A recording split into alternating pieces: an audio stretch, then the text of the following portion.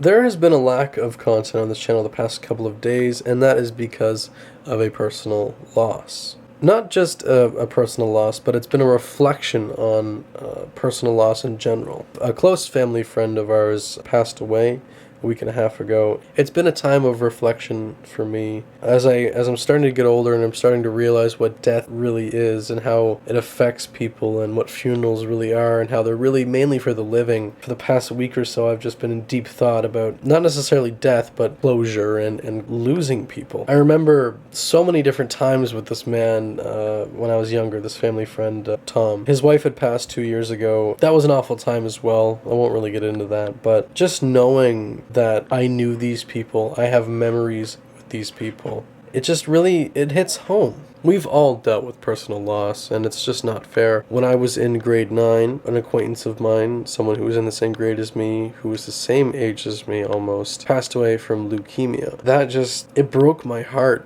because I know she didn't have the chance to live the life that we are living, and that really affected me. The next year, my old babysitter who took care of my brother and I for a long, long time passed also from cancer, and it's just, I didn't go to her funeral. I could hardly go see her at all because I didn't want to see her so sick. I did go see her, but so far in my life, I don't know how to handle these situations, and that's why I didn't end up going to this man's funeral. So far in my life, I haven't really had the time to really grasp the emotional comings of death and how to really react to it, how to handle it, how to get over it. I didn't get to go see Tom's funeral, but I did get to see a live stream of it because of the funeral home that was holding it. I actually found out that they streamed it, and so I watched it. This was a family friend on my mother's side, so my mother went to the funeral, and then we went up to Sussex the next day for Thanksgiving. My grandfather, my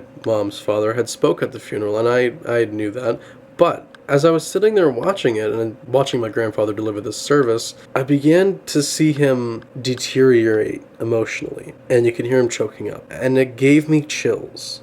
He's like a 75 or 76-year-old man up there. Anyway, he goes on to tell a story about Tom that involves my brother and I, and I'll just let you guys listen. I remember some things about Tom that some of you may not know, some of you do know. When my two grandsons from St. John were very young, we had them to the land, as sometimes Pat and Tom would call it, and it was winter time, and the two boys had never had much to do with the outdoors. And Tom said, "We'll look after that." And he went to the side of the barn, and he beat down the snow, and he made a slide, and he put those two boys on the toboggan or sled, one after the other, and they had a wonderful time without knowing it. They hollered and screamed the first moment or two in fear, but they wanted to go right back up again and do it again. That was Tom.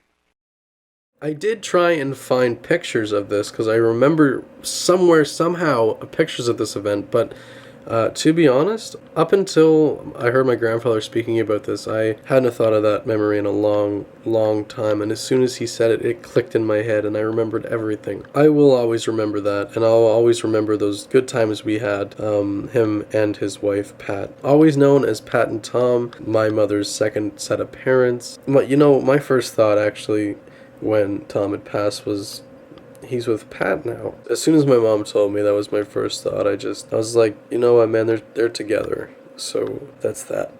Videos will be coming, and I am going to continue this daily thing, but I just had to take a little bit of a break. I've my brain's just been haywire. I don't really know how to handle what's going on, but what I do know is that everything's gonna be okay. I'm sorry, this is just kind of a tangent. I need to get all this stuff out. I'm gonna go. I love you all. I'll catch you guys later. Peace. The last deer that he shot was a young one. It broke his heart, and he never shot again. That was Tom. And now today, we're going to say goodbye to Tom. Do not go gentle into that good night. Rage, rage against the dying of the light.